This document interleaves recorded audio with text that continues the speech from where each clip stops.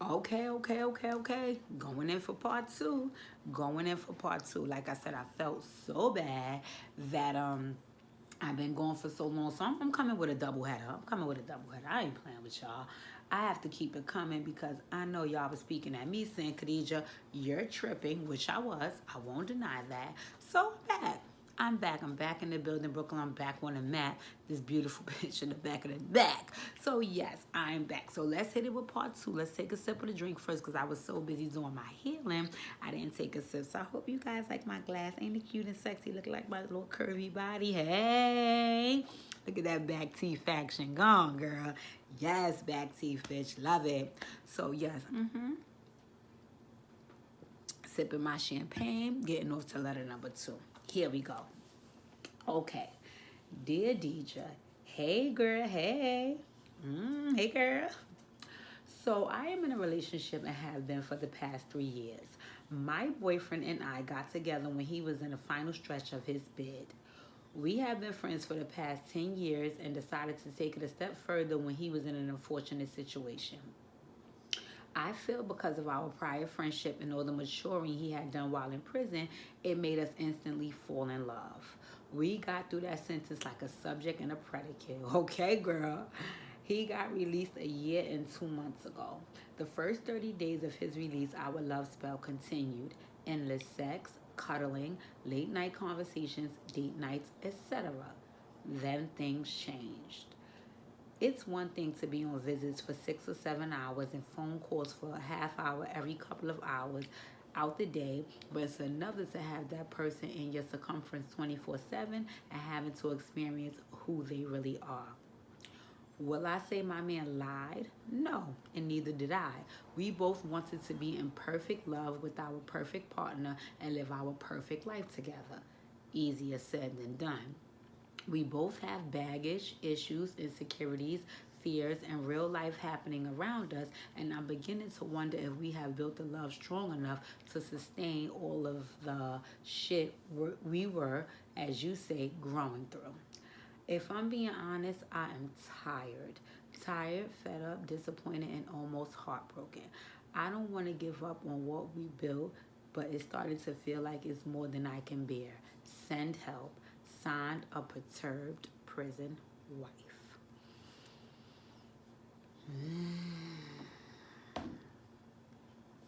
Let me take a sip.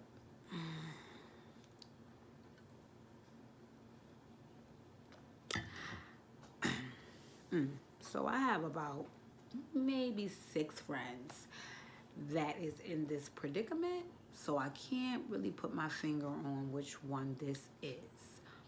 But I don't need to because this was my situation all too well.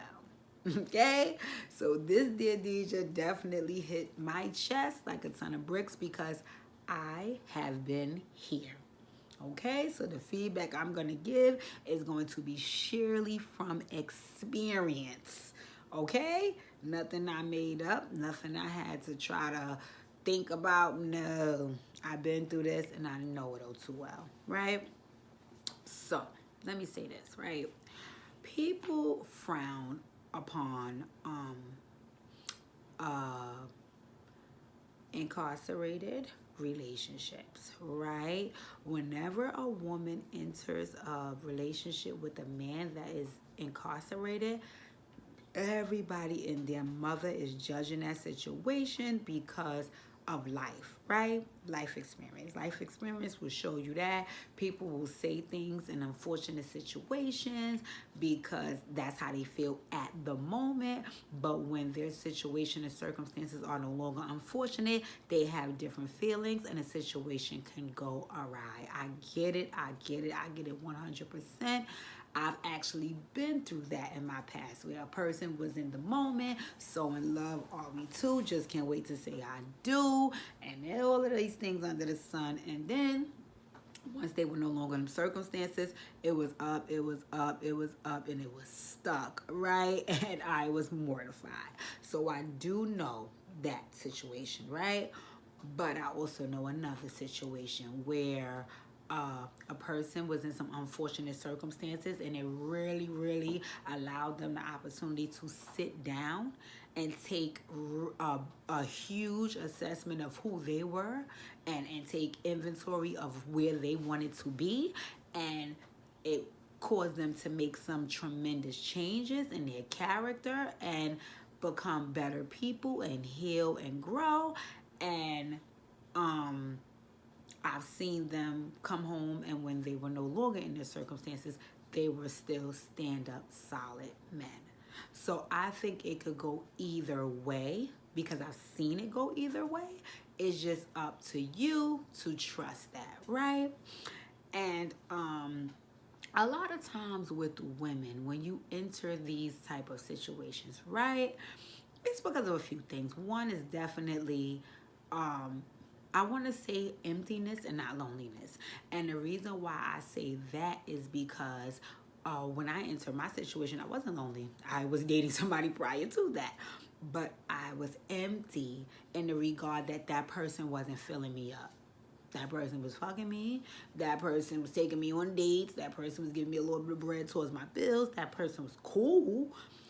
But I just wasn't getting that romantic and deep connection that I personally yearn for in romantic relationships. So it was almost like having a homeboy that I be fucking. Like, you cool, I like you, but it ain't really that deep. And me personally, I crave something deeper.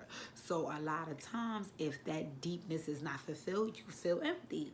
And I feel like, and I could be wrong, I'm not speaking for all women who enter relationships with people who are incarcerated. I'm just giving you my experience. But I do feel like most women are empty. They could be getting fucked and getting tricked on and all that by guys out on the street, but those guys are not providing that deep level of nurturing and love and care that that woman needs. And again, a person incarcerated has all the time in the world to provide that, because what else am I doing other than bidding? What else am I doing other than bidding? I'm doing my motherfucking push-ups. I'm working in the motherfucking kitchen. I'm making sure my kids is good via phone. But other than that, I don't have no deep connections in here, and definitely not with a woman, unless, you know, you partaking in something else. But other than that, they don't have that. So they have all the time in the world to work on building that with somebody, because that would be a beautiful thing considering my conditions, right? So that is why those situations work under those circumstances, right? The only issue here is making sure that that person is very much aware of who they are and who they want to be and how they plan on getting there. Because if that person is released and they have no solid foundation on any of those things, they're going to go astray, right? Because now you live in the real world, and I don't mean astray as far as cheating. I mean astray as far as keeping their mind focused on building that solid foundation. Because now I'm out and I'm trying to figure myself out. And in the process of trying to figure myself out, I have to also deal with your feelings, your emotions, and what we're trying to build as far as me and you. I'm still trying to figure out just me. And, you know, and trying to figure out yourself and doing the self-work is very, very hard, because now you're forced to face certain demons. And when you are forced to face those demons, you have a natural reaction to them. And that natural reaction may be foreign to the person who you are in love with, because remember, I never got to see that reaction when you were incarcerated. If you felt that way, you probably didn't call me that day. If you felt that way, you only put it in a letter. On a visit, you didn't show up that way. You showed up with your best self. Of course I did.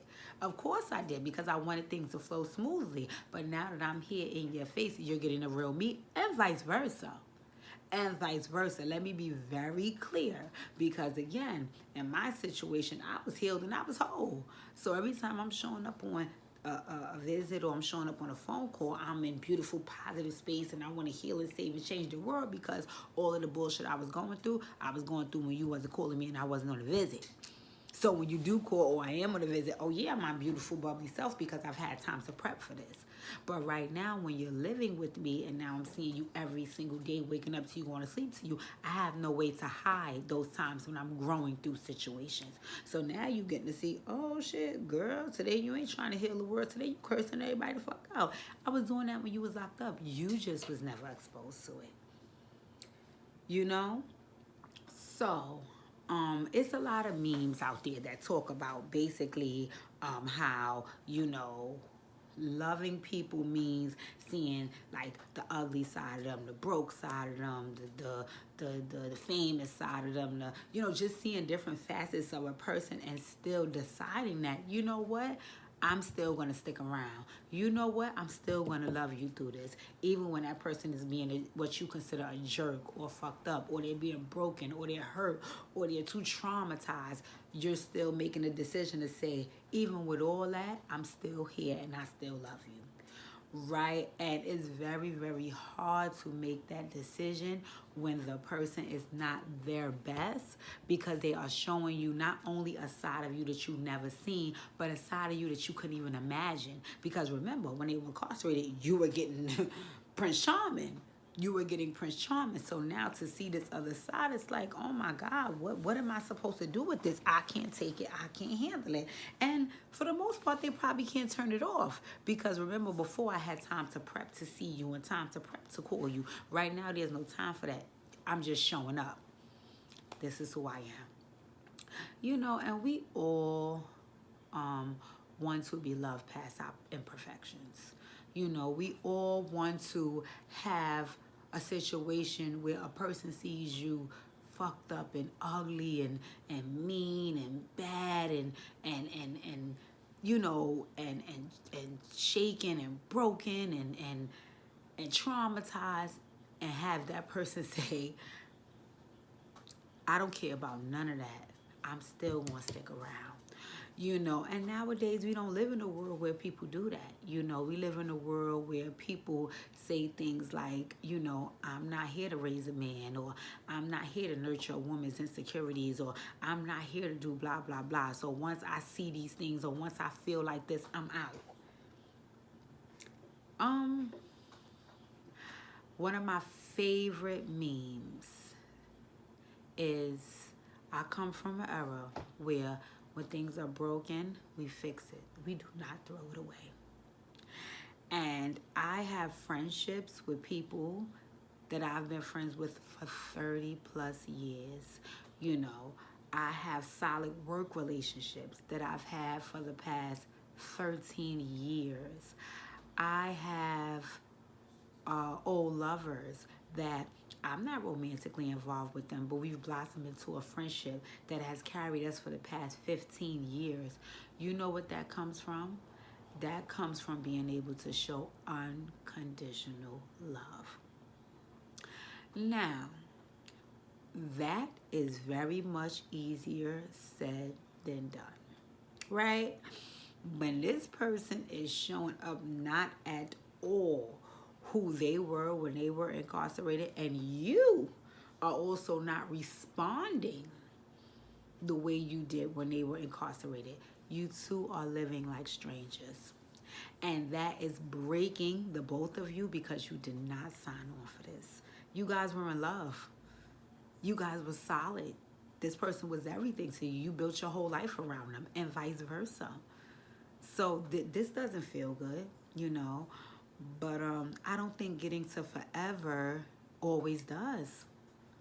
I don't think getting to forever always does. I think getting to forever requires you to see the ugly, to see the broken, to see the traumatized, to see the fucked up, to see the hungry, to see the thirsty, to see the not have nothing, to see the crippled, to see the every facet of a person, and still decide to love them. That is how the love continues. But if a particular facet of that person is going to cause you to throw the towel in, then you won't never get to forever. You won't. And what I will say is, yes, when people are incarcerated, it's not only them being a particular type of way, it's you being a particular type of way too. It's you being a particular type of way as well. Again, I put on my Sunday best to go see my boo. I put on my best voice when he called. I wrote the best things in my letters to make him feel like I was just the perfect woman. Yes. Yes, yes, I did those things because I loved him and I wanted things to be perfect. But that is not reality. That is not reality. And when this person is home now and they're sitting in your face and vice versa, you get to see other sides of them that you've never seen before. And if those other sides are going to cause you to run for cover, then you do not make it to forever. And I want to make this clear, right? You do get to have boundaries. You do. You do get to have boundaries, and you do get to set standards for yourself, and you do get to decide what you do want to take and what you want to throw away. You do. You absolutely do. You absolutely do. My only question about that when setting the boundaries is, are these boundaries contingent upon what you guys talked about when this person was locked up, or are these boundaries contingent upon the behaviors that's being displayed right now in their home? Because I think that you would have never gotten to this situation if you didn't feel like it was a situation that you wanted to build and grow and you wanted to see get to forever. So if that's what you wanted, why are we pretending like if this is happening that we have to build off of what's happening right now? What about the foundation of what we build? What about what it started from? What about the reason you got into it? What about those things? And I challenge you not to only ask yourself that, but to ask him that as well. Because a lot of times, again, like I said in the beginning, men do change. Men do change. Now you talking feisty because you got some other bitches on your dick that you can physically see and that can physically suck your dick. Yeah. So now you was talking crazy. Before you was in there, they wasn't coming up here to see you and suck your dick. So you had to be a little bit more humble. So now when you out here in the streets and they, back then they didn't want you. Now you hot they all on you. You are talking different. You are acting spicy. But that's when you remind them about the foundation. We didn't start this to be arguing about you fucking other bitches or you to try to show one up on me to let me know that other women want you. That's not the foundation of what we started. And if a man or a woman in any situation, or woman and woman, whoever's in a relationship, once people forget the foundation on what it's built on and they start playing themselves and moving in a different direction, then you get to decide what you need to do. Right? But I just always pray for people because I realize that a lot of times those decisions be hasty in the moment. I'll give you an example of how a situation I work through, right? I am queen communicator, right? I want to communicate about every fucking thing. Oh, if the sky is blue and then it changed purple, I think we should sit down and discuss the variations of the color that made it purple instead of retreating from the color blue. And I want to communicate about everything. My man does not want to do that. Okay? It drives him crazy for me to have to work through and talk through every single detail of everything that's happening in our life. He hates that, right? And he shared that initially when he was incarcerated, right? But he agreed because I shared with him who I am. I never hid who I am. I came up front with this is who I am. This is what you can expect. He agreed to try to work through that and communicate as much as he could with me. And he did say to me, he said, I can't promise that I will be like you and want to communicate about every little thing, but I will say this to you, Khadijah. I will put a conscious effort in to try to communicate as much as I can because I want us to be on the same page, right? So again, naturally this got said in the incarceration mode and when everything was in lovey-dovey lane and so on and so forth. So now fast forward to when you're home and situations occur and I would have talked for 6-7 hours about it because I need clarity on it and you ain't in the mood for that shit. Initially, that came out. He's not the type of person to say, I'm not in the mood for it, but he's just not communicating. He's just not communicating. And that happened more than once. And in that moment, I could have used those opportunities to say, you know what, I'm not fucking with you. Because you told me you was this type of nigga, and now when you come home, you showing me you another type of nigga, and I can't deal with that. I'm done with you. It's over. Right? But you know what I thought about? I thought about the foundation that we built this relationship on. And I thought about all the promises that we made to each other. And I thought about, not only is it hard for him, but it's also hard for me to keep some of the promises. And I want him to still stick around even when I fuck up on those promises. So you know what I did? I still stuck around. I said to him, I said, you know what? I am a person that needs to communicate 100%. You are a person that rather communicate 25%. I want to honor and respect who you are, and I want who I am to be honored and respected as well. So this is what we will do. As long as I can have clarity on the situation, we don't have to talk 6-7 hours about it. I just need to be clear on next steps, your decision, my decision, and if we can coexist with those decisions cohesively, and what should we be doing next. Once I get that, that's it. I won't pull, I won't tug, I won't drag, because I wanted to keep in mind that he shared with me from the gate, this is not who I am. This is not who I am. I'm trying something different for you. And he did as much as he could. And me being an understanding person and wanting my relationship to work, I had to understand that this is as much as he could give. That's okay. That's okay. I appreciate that. So being that I know you gave as much as you can give, I will take that.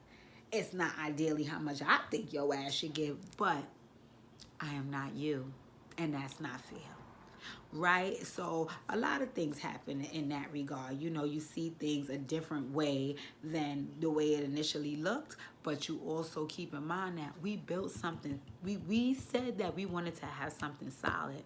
We have to continue to remember that we got to stand on that solid foundation. We have to, you know. So what I'm thinking here is, you get to choose, mommy. You get to choose. You get to choose. You know, am I saying stay in a situation that no longer serves you? I would never tell any person that, not just woman. I would never tell any person to remain in a situation that no longer serves them with a person that is not making any effort to partner with them. No, I would never do that. But I also never had that. You know, my person partners with me, you know, and I think that you could have never built what you think or assumed you built if that partner at one point was not partnering with you. So I think that it's about reminding them about the partnership. You know, reminding them about what we signed on for, reminding them about what we built, reminding them about where we're trying to go. You know, and if a person totally negates that and says F you and F this, then hey, you got to go where you got to go, and I got to go where I got to go, because at the end of the day, we started standing on this. If we jump off that, what are we jumping into? The fire. The fire. And that's not where you want to go. You know, so if it's really about, you know, we've been through so much and this person just isn't really trying at all, then you got to do what you got to do. But I also challenge you to look at what that person's efforts look like as opposed to what you would like them to look like. Like I said, I'm a person who needs to communicate 100%. My boyfriend probably only needs to communicate 25%. Did I ask for him the whole 100? No. No. I asked him for 50, and I gave 50 as well. You know, and that worked for us. We were able to sustain our relationship and make it through a very tumultuous year. A very tumultuous year. We went through a lot the first year, dealing with exes and dealing with trying to coexist in the same space when we never lived with each other before, and dealing with who you are now up close and personal as opposed to who you was for a couple of hours on a visit through the glass, and every couple of hours for 15 minutes on the phone. You know, yeah, we definitely, it was an adjustment period. But that adjustment period was sustained on our foundation. So whenever we were faced with adversity, we would always revert back to what we built this relationship on. You know, which was, I love you, I want to be with you, I want this to work. So let's figure out how we're going to do that. And like I said, one of the ways of figuring that out is compromising. You get 50, I get 50. That's taking away some of my 100, that's putting up some of your 25, and we come into a middle ground. That worked for us. We survived it. All glory be to God. We are looking at our 3rd year living together, our almost 5th year in a relationship, and I am more in love than I've ever been, you know, because we was able to get over that you know, coming home and you ain't in jail no more and we into the real world, you know, hump. We survived that. We survived that. We survived it very well, very well. I always tell people all the time, you know, I love my boyfriend, I'm in love with him, but I'm more in love with our partnership. I'm more in love with our partnership. That is that's my teammate. Like, whatever we put our heads together to do, we make that shit fucking happen, including that bed, right? So I think that, you know, you just have to think about, you know, what your relationship is built on. What's the foundation? What did you guys promise each other? And come back to that. And if that other person is not willing to, you know, remember what you guys promised each other and adhere to it, then you are beating a dead horse and you got to do what you got to do. But if you see that they have the effort in them, even if it doesn't look the way you want it to look, my dear, don't give up on your love.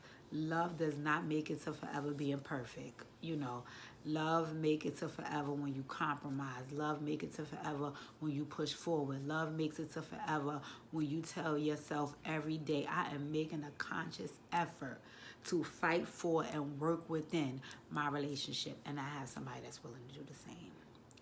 Right? So I hope I helped. You know, I hope I shed some light on this situation. I know how it can be. I experienced it firsthand, and I'm praying you guys make it through. This is video number 2. I'm going to record one more tomorrow, and I'm lit for the week. I holla.